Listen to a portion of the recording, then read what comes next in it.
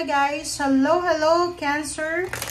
Welcome dito sa aking channel, Kapalaran 888 Cancer. Alamin natin kung anong general message sa iyo ng baraha for the month of April 1 hanggang 15 of 2025 para sa lahat ng Cancer.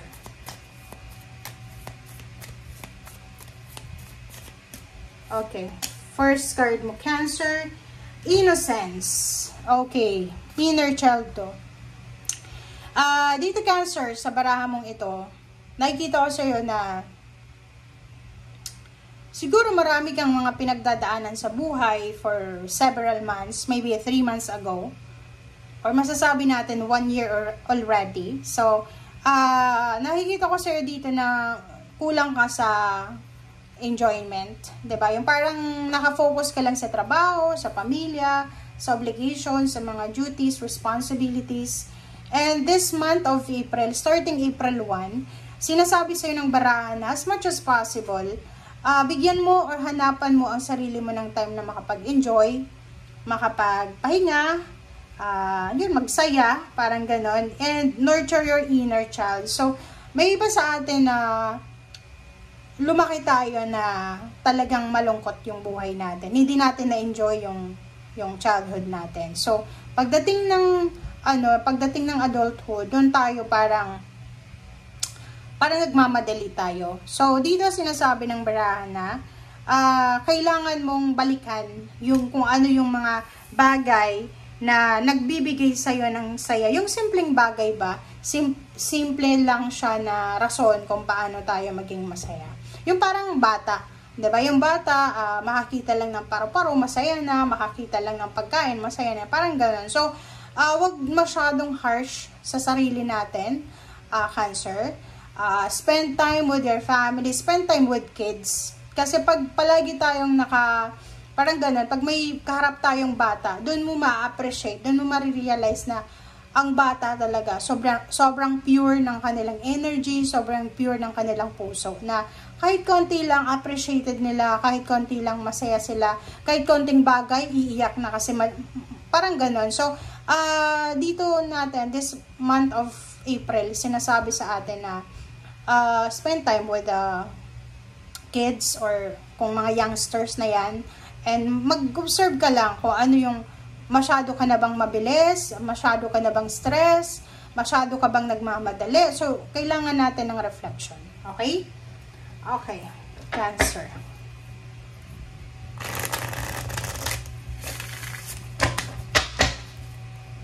Okay.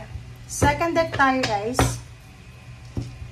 First card mo is Ace of Swords. So, Ace of Swords is mga information to. So, nakikita ko na may mga upcoming news, information, confirmation, manifestation, clarity, enlightenment, at literal dito balita to, by mail, by chat, by call, or by someone na chichismis lang sa'yo, tatawagan ka or anything.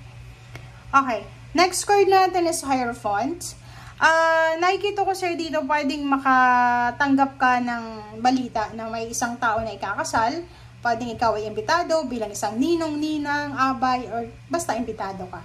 Or nakikita ko rin sa'yo dito na posibleng makakatanggap ka ng pwedeng friend request, parang ganon, sa Facebook or sa Instagram or kung saan pa man. Nakikita ko yung allies and mentor. Pwedeng may connection ka. So, nakikita ko na may isang tao ang papasok sa buhay mo para bigyan ka ng advices. Pwedeng doktor, kung halimbawa may masakit ka sa katawan, sa ulo, sa mata, sa legs or anything. Pwedeng yun, pwedeng magbigay sa'yo. Pwedeng spiritual, kailangan mo ng prayer, pwedeng isang pare, madre, or anyone. Okay. Alright, next card is Two of Cups. Two of Cups, nakikita natin yung mga Cancer dito, pwedeng mag-celebrate kayo ng wedding anniversaries, pwedeng may mag-celebrate sa inyo ng anniversaries, monthsaries, and nakikita natin dito na yung dalawang taong ito na pwedeng sobrang attached sa bawat isa, committed sa bawat isa, magiging sobrang strong yung connection yung dalawa. Okay? So, Two of Wands, meron ditong Cancer na medyo nahihirapan siyang magdesisyon. Hindi niya maiwan yung pamilya niya, hindi niya maiwan yung kung ano yung ayaw niyang maiwanan. So, pwedeng may mga offer ng job international or pwedeng sa local lang pero malayo siya. Pwedeng taga Luzon ka and yung job offer is sa Mindanao or Visayas. Or pwedeng nahihirapan ka kung nasa ibang bansa ka. Mag-i-stay ka ba sa ibang bansa or uwi na, magre-renew ba or hindi, or lilipat ng ibang bansa. So, nakikita ko yung damon dito. Yung damon is sobrang worried ka. Worried na worried ka. Natatakot ka sa mga posibleng mangyayari. May iba dito na cancer na hindi makatulog sa gabi. Hindi makatulog sa gabi, inu-insomnia na, nahihirapan din silang, di ba, yung parang sobrang stress na sila. Comment down below if you're resonated. Kasi, kung makikita mo naman, maganda naman yung baraha mo. Kaso lang, masyado kang stress masyado kang nagmamadali, ang dami-dami mong expectations. Okay? Okay. So, next card natin is the Hermit. Ang Hermit card na to, it's, kung makikita mo, may lampara dyan. So, for the month of April, sinasabi sa'yo na kailangan mong hanapin yung liwanag. Diba? Masyado kang nadidiliman, masyado kang nag-aalala, masyado kang negative, masyadong toxic yung nasa paligid mo. So, sinasabi ng baraha dito na magpahinga ka.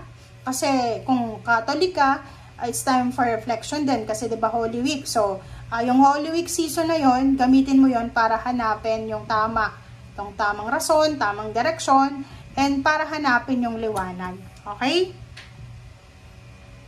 Okay, next card natin is Knight of Wands. Atong Knight of Wands na to, sinasabi ng barahan na doon sa mga Cancer na dating masayahin, dating positive, medyo malungkot na sila ngayon, medyo moody, medyo mainit yung ulo palagi. Dito sa Knight of Wands, sinasabi sa inyo na kailangan nyo ibalik yung excitement na nararamdaman nyo. Okay? Ibalik nyo yung saya, ibalik nyo yung kilig, ibalik nyo kung ano yung nawala sa inyo. Okay? Next card is Five of Wands. Yun. So, nakikita ko sa'yo dito sa Five of Wands, posibleng maka-experience ka ng mga competition. Pagiging negative to diba? So, kung mahilig ka Cancer sa pakikipag-debate, diba? Yun yung iwasan mo this April. Kasi this April, maraming tao ang hindi papabor sa kagustuhan mo. Maraming tao yung kukontrahin ka. Okay? So, dito sinasabi, umuiwas ka kasi hindi naman sa pero yung pakikipag-debate talaga is isa yan sa magti-trigger sa relationship na pwedeng, 'di ba? Kasi yung pagdedebate, pwedeng patalinuhan yan, pataasan ng pride. So, mag-iingat ka sa pakikipag-debate this month of April. Zero the Fool, nakikita ko sa'yo dito na marami kang plano, pero alam mo na yung plano mo na ito ay walang kasiguraduhan. Marami kang iniisip Iniisip mo na, gusto kong ganito, ganyan, ganyan, ganito. Pero hindi sigurado. So, dito sa The Fool na to, sinasabi na kung talagang gusto mo, kailangan mo dito ng sobra-sobrang strength. Strong dapat yung foundation mo Kasi kung parang mabilis kang parang ma-disappoint, wag mong susubukan to na risky decision na yan. Okay? Wag kang parang tatalon sa isang sitwasyon na alam mo na hindi ka sigurado. Okay? Next card is Ten of Swords. So, nakikita ko sa'yo dito na pwedeng ma-involve ka sa pag-aaway, pero meron din ng mga pagkakataon na posibleng may mga away ka na involved, na posibleng maayos na. Okay? So, moving forward, nakikita ko sa'yo dito, atong Queen of Swords na to, sinasabi sa'yo dito ng Queen of Swords na to, na maging careful ka sa direksyon na tinatahak mo. Okay? Kung ako sa'yo, kasi kung makikita mo dito, masyadong stressful yung kapaligiran mo Pwedeng ikaw mismo kasi hindi ka makatulog It's either you have insomnia.